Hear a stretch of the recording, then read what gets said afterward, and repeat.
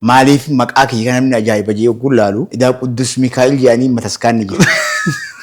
Maqaan kiyyaa namni afaan kana dubbatu nima beeka jeetii yaada. Mikaa'il Hussein naan jedhani, Mikaa'il Hussein Waaqayyoo naan jedhani. Dhalataa godina Baalee bahaa fi dhihaatan abooduma sana dhageenye godina Baalee gammoojjiiti. Ana Sawweenaatti dhaladhee ana Sawweenaa keessaa ganda Cophii jedhamu Canaa Karaaraa jedhamu Raneetti dhaladhee bakki ammoo teessoo tiyyaa fi jireenyi kiyya waliigala Harargee magaalaa Harargee guddittii yoo magaalaa Afran Qalloo magaalaa Dirree Dhawaa keessan taa'utti jira. Maqaan kiyya kun nama hedduu ajabsiisa.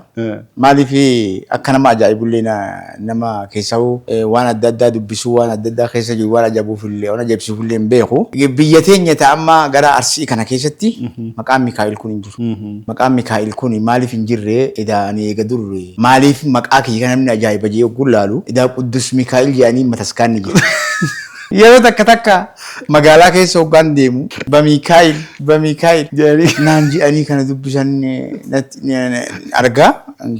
Maahu wayyaa yoo san bira dabruun maahu Boolee Mikaa'il jedhanii Boolee Mikaa'il tuni Mikaa'il kun walii kan hoggaan jiru. Boolee Mikaa'il.